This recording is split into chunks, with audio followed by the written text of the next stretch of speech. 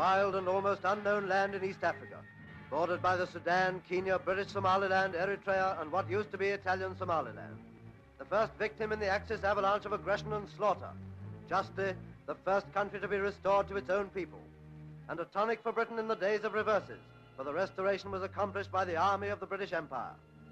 Armored units of the Empire's army led the way into a little village on the outskirts of the city, where the inhabitants were waiting with the royal sign of the Lion of Judah and with words of welcome. The local chieftains stood with the gold and crimson umbrellas of their high rank to welcome the King of Kings, to whom they had remained loyal through 5 years of bondage.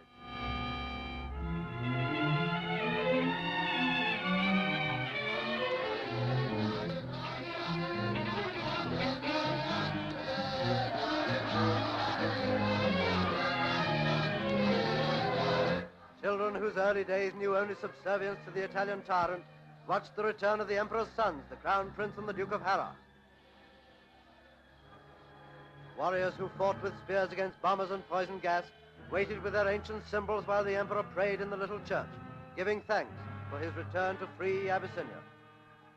And as he came out, there was the first burst of acclamation that was to swell to a great crescendo nearer to Addis Ababa.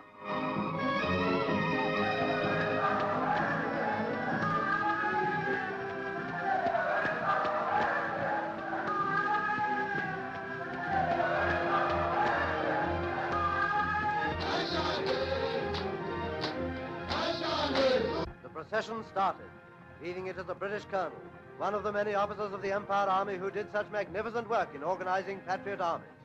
Following are the native cavalry and infantry, the fighting men of a fighting race who needed modern arms to overthrow the Italian usurper. Those arms were supplied by Britain, and this return in triumph is a promise to all who fight for freedom. The road may be long and hard and dangerous, but the prize at the end of it will be won as surely as it has been here on this day of Ethiopia's rejoicing and homage.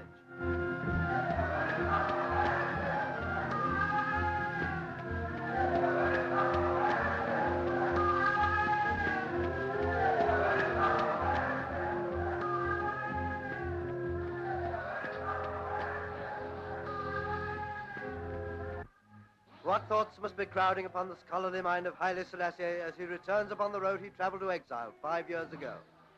The bitterness of a struggle that was lost, the abandonment of his just cause by the great powers in the distant palace of that futile League of Nations, that unbelievably disgraceful behavior of Italians who interrupted with whistling as the Emperor put his case before the League, the lonely years in the sanctuary of Britain while he worked for this, the liberation of his unhappy people.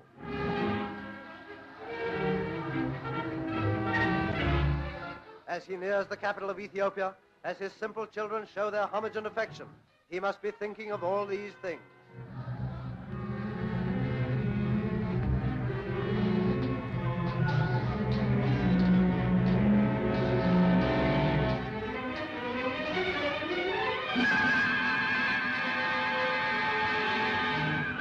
The strange but proud procession is now nearly in the capital itself. Excitement is rising in a quickening tempo as this African empire writes a page of glorious history. The weird chanting and cheering of Ethiopia reaches a climax at the gates of Addis Ababa as an emperor returns in triumph to his people.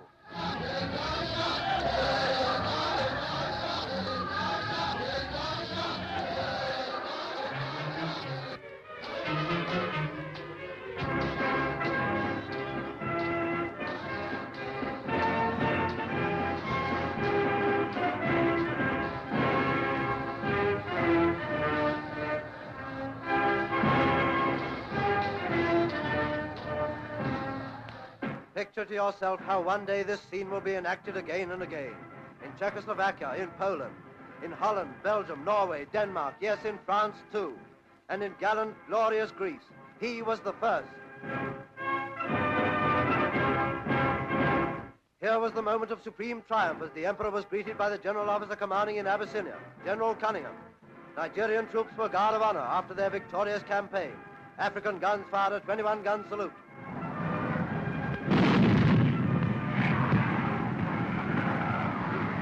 This day, 5 years before, Italian troops had marched into this place.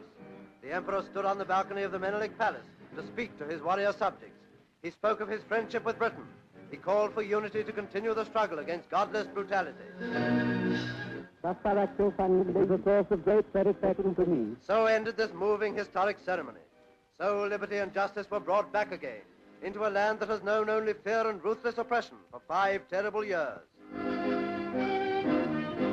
The crowds return to their homes as the emperor walks again into the great halls of the palace that seem so strange and yet so strangely familiar.